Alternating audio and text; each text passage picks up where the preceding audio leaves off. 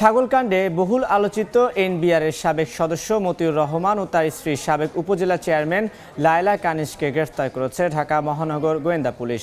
মঙ্গলবার দিবাগত রাতে রাজধানীর বসুন্ধরার ভাটারা এলাকা থেকে তাকে গ্রেফতার করা হয়।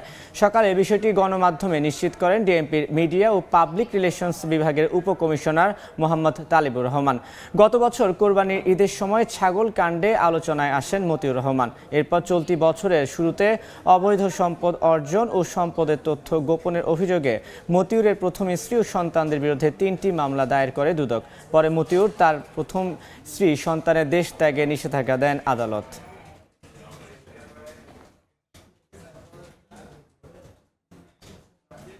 এই মুহূর্তে রাজধানীর মিন্টু রোডে ডিবি কার্যালয়ের সামনে আছেন রিপোর্টার শফিকুজ্জামান রুবেল। সরাসরি যাচ্ছি তার কাছে।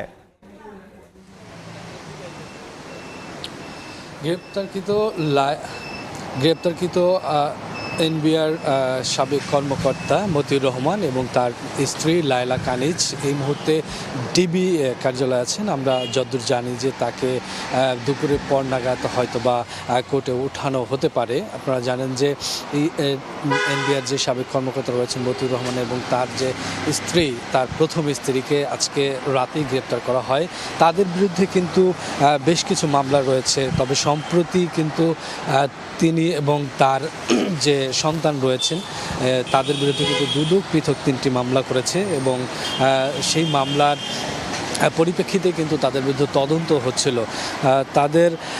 তাদের বিরুদ্ধে কিন্তু আয় বহির্ভূত যেই সম্পদ রয়েছে, এছাড়া তাদের নামে বেনামে যে সম্পদ রয়েছে সেই সম্পদের বিবরণী চেয়ে কিন্তু কয়েকদিন আগে দুদক তাদেরকে চিঠি দিয়েছিল। তারা কিন্তু সেই সম্পদের বিবরণীও দিয়েছে।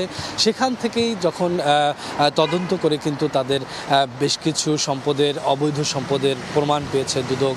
সেই সাথে অনৈতিক বা অর্থ উপার্জনে যেই তথ্য গোপন করেছে সেই তথ্য উপাত্ত কিন্তু দুদক পেয়েছে। তার পরিপ্রেক্ষিতে তাদের বিরুদ্ধে মামলা হয় এবং তাদেরকে যে গ্রেপ্তার করা হয়েছে তার প্রথম স্ত্রী, তিনি কিন্তু নরসিংদীর উপজেলা চেয়ারম্যানও ছিলেন। তার বিরুদ্ধে কিন্তু বেশ কিছু অভিযোগ রয়েছে। সব মিলিয়ে তাদের বিরুদ্ধে নানান অভিযোগের ভিত্তিতেই কিন্তু ডিএমপি পক্ষ থেকে যেটা বলা হচ্ছে যে এখন পর্যন্ত নিশ্চিত করা হয়নি কোন মামলায় তাকে গ্রেপ্তার করা হয়েছে।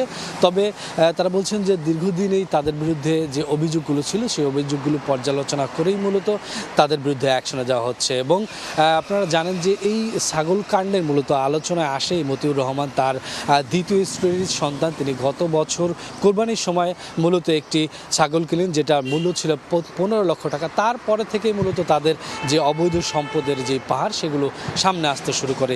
দিন শেষে তাদেরকে গতকালকে তার প্রথম স্ত্রী এবং মতিউর রহমানকে গ্রেপ্তার করা হয়। দুপুর নাগাদ তাদেরকে নিম্ন আদালতে নেওয়ার সম্ভাবনা রয়েছে। তো সব মিলে এই ছিল এই মুহূর্তে ডিবি অফিস থেকে। এতক্ষণ সরাসরি যুক্ত ছিলাম ডিবি কার্যালয়ে।